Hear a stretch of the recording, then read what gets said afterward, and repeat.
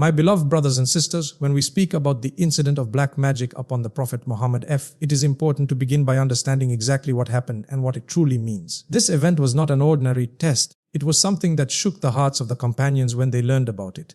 How could such an evil thing touch the best of all creation? How could it happen to the one whom Allah loves the most? The answer lies in understanding that this incident was not meant to diminish his status, but to elevate his message and to teach us timeless lessons about faith, patience, and the unseen world. The Prophet was, after all, human, though divinely protected and guided. He ate, slept, and felt pain like all of us. But he never acted or spoke except by the command of Allah. So when this trial came upon him, it did not affect his prophethood, his revelation, or his connection with Allah in any way. Rather, it affected his physical state and caused some confusion in certain personal matters. This was Allah's way of showing the Ummah that even the best of mankind can face hardships, and that difficulties do not mean divine anger. Sometimes Allah allows His most beloved servants to experience pain so that the rest of us can learn how to respond when we are tested. In this case, a man from among the hypocrites named Labid ibn al-Asam practiced black magic on the Prophet. He used the strands of his blessed hair in a comb, tied them in knots, and placed them inside a well called Dowan. As days passed, the Prophet began to feel unwell. He would think he had done something when he hadn't, a state of temporary confusion. But Allah, in His infinite mercy, sent Jibril and Mikael, peace be upon them, to him in a dream, revealing the cause of his illness and guiding him toward its cure. This moment is a reminder for all of us when hardship strikes, turn to Allah. The Prophet didn't rush to accuse or blame anyone. He didn't panic or lose hope. Instead, he waited patiently until Allah revealed the truth. That patience, that calm reliance upon Allah, is what defines the character of a true believer. When the source of the magic was discovered, the Prophet sent some companions to retrieve it. They found the knots tied with threads, and as each verse of Surah Al-Falaq and Surah An-Nas was recited, a knot was undone. With every recitation, relief came upon him until he was completely cured. This incident became one of the clearest proofs that the Quran is a healing for all illnesses, physical, emotional, and spiritual. It was a lesson for the Ummah that magic, envy, and evil exist, but they are powerless before the will of Allah. The Prophet's experience showed us that harm can never reach a person unless Allah allows it. And when He allows it, it's always for a greater purpose, to bring us closer to Him, to strengthen our faith, and to remind us that every cure lies in His words. My brothers and sisters, we must understand that Allah never allows anything to happen without wisdom.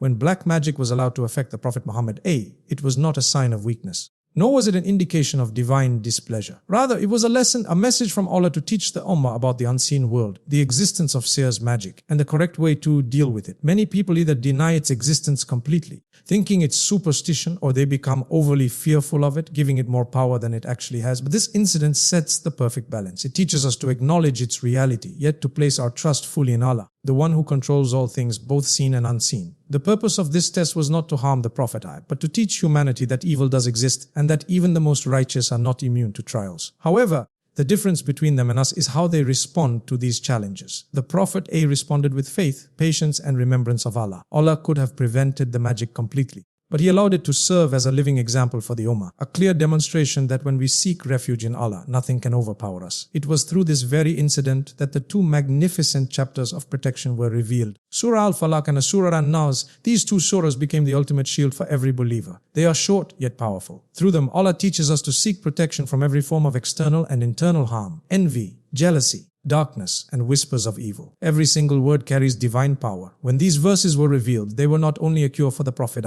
but also a mercy for the entire Ummah until the end of time. Allah wanted us to know that our safety does not lie in charms, amulets, or superstitions, but in His words, in sincere dukkha, and complete trust in Him. This test also came to strengthen the believer's awareness of the unseen. Today, many people live as though the unseen doesn't exist. They forget that jinn are real, that envy can harm, and that black magic is a form of evil practiced by those who turn away from Allah. But Islam doesn't call us to fear these things. It calls us to fear neglecting Allah. When your faith is firm, when your tongue remembers Allah, when your home echoes with Quran, no evil can touch you. The Prophet's trial was a reminder that prevention lies in protection, and protection lies in remembrance. So the wisdom behind this event was deep. It was not humiliation, it was enlightenment. It opened the eyes of the Ummah to a reality they might have ignored, and gave them the perfect solution: to hold firmly to Allah's remembrance. Through this trial, Allah reminded humanity that the unseen world is real, but so is His power and mercy. And if we stay connected to Him, no darkness can ever overcome His light. My beloved brothers and sisters, when the Prophet Muhammad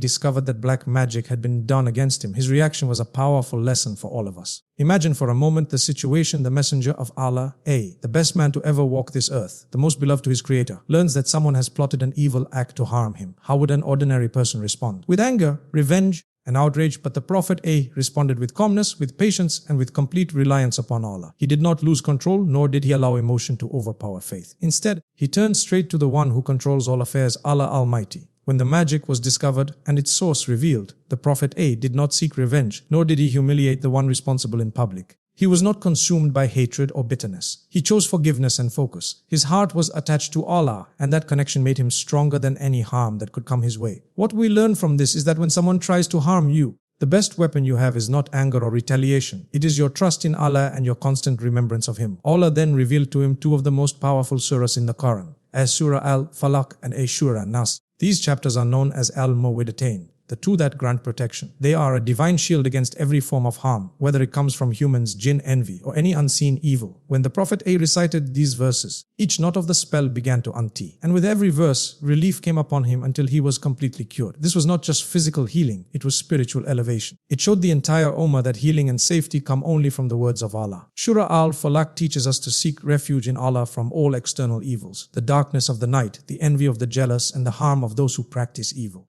Surah An-Nas, on the other hand, protects us from internal evils, the whispers of shaitan, the doubts, and the fears that attack the heart. Together, these two surahs protect the believer both outwardly and inwardly. That is why the Prophet made it a daily habit to recite them in the morning and evening before sleeping, and after every prayer. He encouraged every Muslim to do the same, saying that whoever recites them regularly will be protected from all forms of harm. This story teaches us that real strength lies not in fear of the unseen, but in the remembrance of the unseen Lord. It is not the magician we should be afraid of, but the neglect of our daily connection with Allah. The Quran is not just a book of words, it is a source of light, healing, and protection. When you remember Allah sincerely, when you recite His words with conviction, no evil can overpower you. The Prophet showed us that when life throws darkness your way, you respond with the light of faith, for no shadow can exist in the presence of divine light. My brothers and sisters, as the story of the black magic on the Prophet Muhammad comes to its conclusion, we witness a lesson filled with peace, mercy, and divine power. After the verses of protection were revealed and the knots of the spell were undone, the Prophet was completely cured. His health returned, his strength was renewed, and his heart was filled with gratitude to Allah. But what happened next was perhaps the most powerful part of the story, the way he handled the aftermath. He did not seek revenge, he did not curse the one who tried to harm him, and he did not even expose the man publicly. Instead, he forgave, he let it go for the sake of Allah. That was the greatness of his heart, the mercy that defined his character, and the reason why he remains the best example for humanity. This incident was not about defeat or weakness. It was about victory. Victory of patience over anger, forgiveness over hatred, and faith over fear. It showed that no matter how much harm people try to bring, Allah's plan will always prevail. Allah wanted the world to know that His messenger is under His protection, and no one, no magician, no jinn, no evil can ever overpower that. What happened was a sign, a reminder to every believer that Allah's control is absolute, and everything that happens carries wisdom, even if we cannot see it immediately. Through this event, Allah showed us that when we put our full trust in Him, He turns pain into peace. The Prophet could have exposed his enemies, but he chose to teach his followers a higher standard of morality, that forgiveness and reliance on Allah bring greater reward than revenge. This was not weakness, it was strength. The strength of a pure heart connected to its creator. The story also teaches us an important reality: harm, envy, and evil may exist in the world, but they are powerless before the decree of Allah. Nothing can touch a believer unless Allah permits it. And when He allows it, it is only for purification, elevation, and reward. So, when you face hardship, betrayal, or unseen harm, do not lose hope. Remember the Prophet, the best of creation, faced trials, yet he remained calm, humble. Allah turned his pain into a timeless lesson. He transformed the test into a mercy for the entire Ummah. The verses revealed as a cure for him became a protection for all of us. Every time we recite the Surah Al-Falaq and Surah An-Nas, we are following in his footsteps, seeking the same divine shield that protected him. So, my brothers and sisters, the message is clear. Allah is always in control. Evil may try to harm you, but it can never overcome the believer whose heart is filled with faith. Hold on to the Quran, stay close to Allah, and remember the light of Allah can never be extinguished by the darkness of any magic, any jealousy, or any enemy.